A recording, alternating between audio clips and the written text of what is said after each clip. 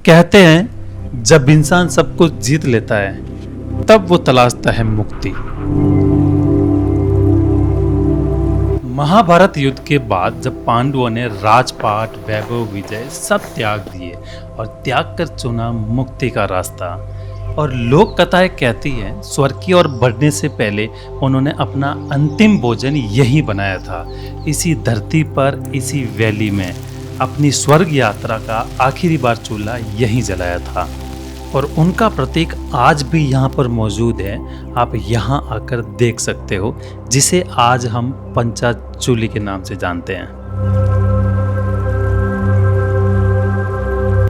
यह है धारमा वैली, जहाँ हर पत्थर में एक कहानी बसती है।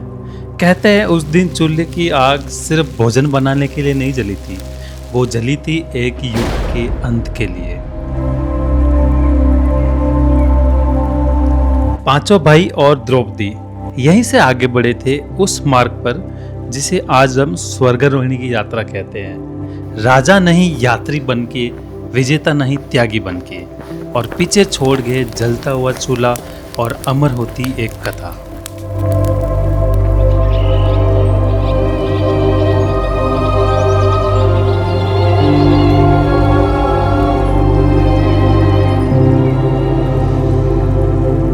यहाँ की हवा आज भी अलग है, यहाँ खामोशी भी बोलती है, क्योंकि यह सिर्फ एक वैली नहीं, यह वह स्थान है जहाँ से इंसान ने स्वर्ग की ओर अंतिम कदम बढ़ाए थे। धारमा वैली।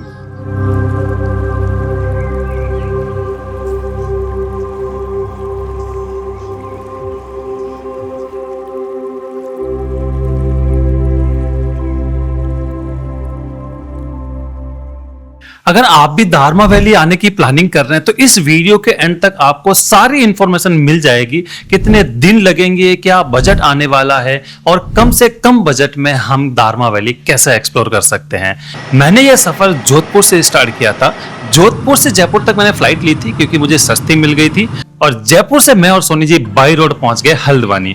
तो आपको भी हल्द्वानी तक पहुंचना है, आप किसी भी जगह से आ रहे हैं तो यहाँ पर आप बाई रोड आ सकते हैं, बाई ट्रेन आ सकते हैं और बाई फ्लाइट भी आ सकते हैं। अगर आप बाई फ्लाइट आने की प्लानिंग कर रहे हैं तो पंतनगर आपका नियरेस्ट एयरपोर्ट होने वाला है। अब हल्द्वानी से आपके पास दो रूट है। पहला टनकपुर होते हुए, तो इसमें 9 से 10 घंटे मैप दिखाता है और 9 से 10 घंटे में आप पहुंच भी जाएंगे धारचूला डायरेक्ट। और दूसरा है अल्मोड़ा होके।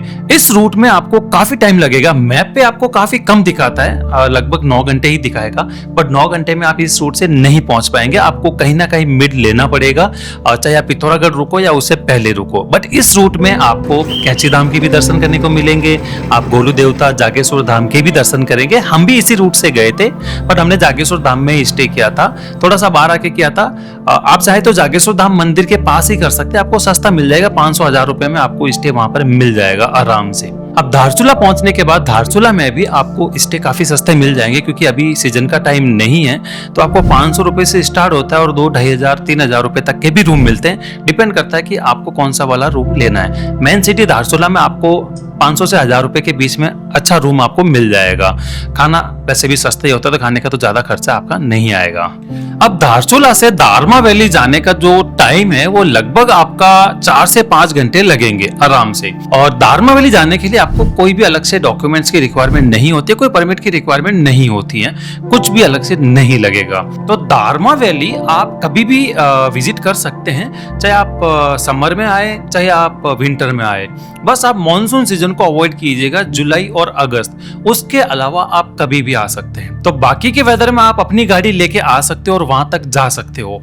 बट अगर आप विंटर में आ रहे हो तो मैं आपको रिकमेंड करूंगा कि आप अपनी गाड़ी धारचूला ही रखो और वहां से आप लोकल्स की जो 4x4 बोलेरो होती है आप वो लेके जाओ, क्योंकि एक तो ब्लैक आइस जम जाती है, दूसरा अगर रात को आप उनको चालू नहीं किया और ढंग से ध्यान नहीं रखा तो हो सकता है आपकी गाड़ी में प्रॉब्लम आ जाए, चाहे चालू ही ना हो या दूसरी प्रॉब्लम भी आ सकती है। कई बार वो पावर ही नहीं ले रही होती है। तो इन सब को अवॉइड करने के लिए आप विंटर के अंदर अपनी गाड़ी धारचूला रख के लोकल की गाड़ी हायर कर लो। अब लोकल की गाड़ी का जो पैसा लगेगा, हमने 2 दिन के लिए लिया था। एक दिन हम गए थे, वहां रुके थे और दूसरे दिन वापस आ गए थे क्योंकि ट्रैक बंद था।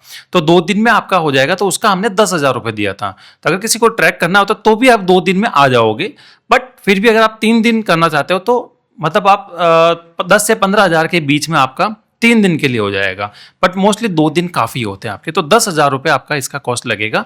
और अब यहाँ से आप सफ़र स्टार्ट कीजिए। 5 घंटे का जो सफ़र है वो बहुत ही अच्छा होने वाला, बहुत ब्यूटीफुल, और वाटरफॉल वगैरह तो आपको बीच में देखने को मिलती है। तो हम निकल रहे हैं आगे के लिए, गाड़ी में बैठ गए क्योंकि हम बोलेरो में जा रहे हैं, जो कि वाटरफॉल, क्योंकि आगे स्नोफॉल बता रहे हैं कि स्नो काफ़ी अच्छा खासा है। तो दूसरी वाली गाड़ी या हमारी वाली गाड़ी नहीं जाएगी वहाँ पे। 2 घंटे चलते हैं ना धारचूला से, तो बीच में जगह आती है जहाँ से 2 रास्ते चले जाते हैं। जो आप मेरे पीछे जो ये ब्रिज देख रहे हो, ये वाला जो ब्रिज है, इससे जब सीधा आगे जाएंगे तो ये नारायण आश्रम के लिए चला जाएगा रास्ता, और ये सीधा इस पुल से सीधा जाएंगे, ये सीधा दारमा वैली के अंदर चला जाएगा।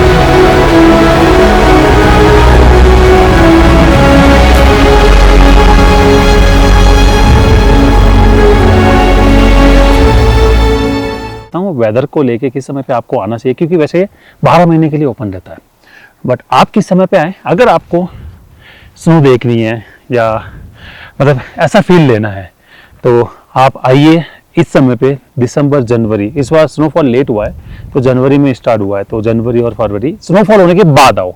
कहने का मतलब ये, जब भी आपको अपडेट मिले कि स्नोफॉल हो चुकी है उसके बाद ही आप इसकी प्लानिंग करो, तो आपको ऐसा व्यू देखने को मिलेगा। बट ऐसे में एक डिसएडवांटेज ये है कि जो ट्रैक है 0 पॉइंट तक जाने का, वो अभी बंद है क्योंकि बहुत ज़्यादा हैवी स्नो है वहाँ पे।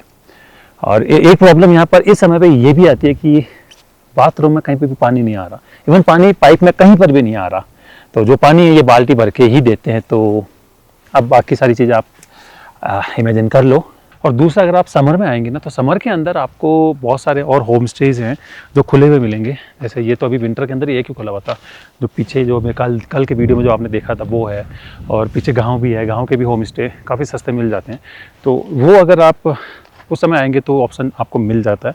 अभी एक ही था तो डेफिनेटली कॉस्ट भी ज़्यादा हाई हुआ, और विंटर में वैसे हाई रहता भी है। तो हमसे ये इन्होंने लिया था, मेरे और सोनी जी दोनों का मिला के पूरे रूम का 6,000 रुपये। 6,000 में ब्रेकफास्ट और डिनर इंक्लूड था। बट ठीक है, कोई ऑप्शन था भी नहीं, एक ही था, या तो हम यहाँ से वापस नीचे जाते या यहाँ पर ही रुकते। तो ये कॉस्ट लगभग 3,000 पर पर्सन आपकी ये आ जाती है।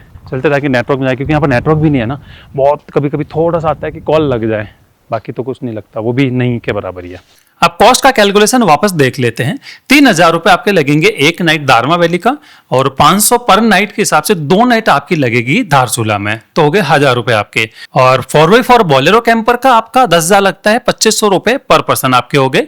और हल्द्वानी से धारचूला आना और वापस जाना अगर आप बस में करेंगे तो 600-700 रुपए वन साइडेड हो जाएगा। फिर भी आप मोटा मोटी 1,000 रुपए वन साइड पकड़ लो, तो 2,000 रुपए आपके ये हो गए। ये टोटल हो गया आपका 8,500 रुपए। बाकी आप 1,000 से 1,500 रुपए आप एक्स्ट्रा पकड़ के चल लो, बीच में खाने पीने का सारा मिला के। तो ये 10,000 रुपए के अंदर आप विंटर में दारमा वैली एक्सप्लोर करके आ सकते हो। तो आई होप ये वीडियो आप लोगों के लिए इन्फॉर्मेटिव रहा होगा।